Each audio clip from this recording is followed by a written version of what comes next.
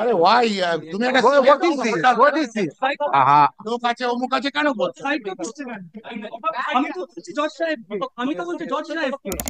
দর্শক, এই মুহূর্তের সবচেয়ে বড় খবর, মমতার পুলিশকে ঘাড় ধরে আনা হলো কলকাতা হাইকোর্টে। কড়া নির্দেশ আদালতের। এবার কালীঘাট থেকে তুলে আনার ঐতিহাসিক নির্দেশ। অভিষেকের যাদবপুরে সব পথ বন্ধ করল কলকাতা হাইকোর্ট। হ্যাঁ দর্শক, এই মুহূর্তের সবচেয়ে বড় খবর এবং পরবর্তী গুরুত্বপূর্ণ খবরগুলো সবার প্রথম পাওয়ার জন্য অবশ্যই চ্যানেলটিকে সাবস্ক্রাইব করে রাখুন এবং যুক্ত থাকুন আমাদের সাথে। যাদবপুর কাণ্ডের প্রতিবাদ করায় ছাত্রীকে জেলের মধ্যে তুলে নিয়ে মারধরের অভিযোগ উঠেছিল মমতার পুলিশের বিরুদ্ধে। এসএফআইয়ের ডাকা ধর্মঘটের দিনে মেদিনীপুরের ওই ঘটনায় তোলপাড় চলেছে বঙ্গ রাজনীতির আঙিনায়। জল গড়িয়েছে কলকাতা হাইকোর্টে। মেদিনীপুর কলেজ আন্দোলনকারীদের থানায় তুলে নিয়ে মারধরের ঘটনায় সুচরিতা দাস, সুশ্রিতা সরেনদের পক্ষ থেকে এই মামলা লড়েছেন আইনজীবী শামীম আহমেদ এবং আইনজীবী জয়ন্ত নারায়ণ চট্টোপাধ্যায়। আইনজীবী শামীম আহমেদের দাবি, ঘটনার ভিডিও ফুটেজ রয়েছে, সেখানে দেখা যাচ্ছে ছাত্রীকে ধাক্কা দেওয়া হচ্ছে। এদিন আদালতে তিনি বলেছেন, পুলিশ বলেছে ওকে বের করে আন, তারপর দেখছি। রাত 2টো পর্যন্ত থানায় আটকে রাখা হয়েছিল। এটা বেআইনি আটকের ধারায় পড়ে বলে দাবি শামীমের। পুলিশ কি হেনস্থা করতে পারে, থাপ্পড় মারতে পারে এইভাবে?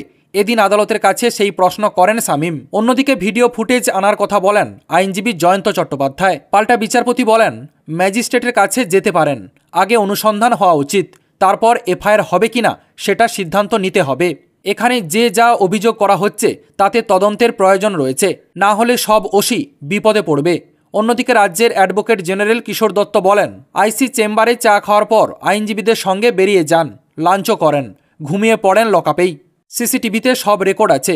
দুবার একটি সংগঠনের সঙ্গে কথাও বলেছেন। তারপরে নির্যাতনের অভিযোগ উঠল কিভাবে? সোজা কথায় রাজ্যের যুক্তি, সব অভিযোগই মিথ্যা। বুটের আঘাত, বেত দিয়ে মারা, মোম জ্বালানো ইত্যাদি কি বিশ্বাসযোগ্য? গল্প মনে হচ্ছে। বারবার এই কথা বলা হয় রাজ্যের তরফে। কেন সব অভিযোগ 3 দিন পর হলো সেই প্রশ্নও তোলা হয়েছে। দুটি ঘটনার কথা উঠে এলো একই পুলিশের বিরুদ্ধে। এটাই সন্দেহের চোখে দেখছে পুলিশ। এরপর সমস্ত সওয়াল জবাব শোনার পর বিচারপতি বলেন হলফনামার কথা। তার স্পষ্ট কথা, যেহেতু রাজ্য সব অভিযোগ মিথ্যা বলছে, তাই একটা হলফনামা জমা দিক। একই সঙ্গে অভিযোগকারিনীদের মধ্যে একজন যে তপশিলি জাতি, তাও মনে করায় আদালত। তারপরই সাফ জানানো হয় অভিযুক্ত অফিসারকে সিসিটিভি ফুটেজ দিতে হবে, এমনকি প্রয়োজনে মেডিকেল বোর্ডের কথাও বলা হয়েছে। যদিও এত অল্প আঘাতে কেন মেডিকেল বোর্ড, সেই প্রশ্ন তোলা হয় রাজ্যের তরফে। এবার এই মামলায় তদন্তের জন্য আইজি মুরলীধর শর্মাকে নিয়োগ করল কলকাতা হাইকোর্টের বিচারপতি তীর্থঙ্কর ঘোষ। পুলিশের বিরুদ্ধে অভিযোগ, তবে পুলিশের মরাল ভাঙা যাবে না, এদিনের শুনানিতে এমনও নির্দেশ বিচারপতি তীর্থঙ্কর ঘোষের। এখন থেকে গোটা ঘটনা তদন্তে নেতৃত্ব দেবেন মুরলীধর শর্মা। সিসিটিভি ফুটেজ খতিয়ে দেখা সহ পুলিশের বিরুদ্ধে সব অভিযোগ খতিয়ে দেখে রিপোর্ট দেবেন তিনি। এমনই কড়া নির্দেশ কলকাতা হাইকোর্টের। অভিযুক্ত পুলিশ অফিসারকেও হলফনামা দেওয়ার নির্দেশ দেওয়া হয়েছে আদালতের তরফে। অভিযুক্ত পুলিশ অফিসারকেও হলফনামা দিতে নির্দেশ দেওয়া হয়েছে আদালতের তরফে।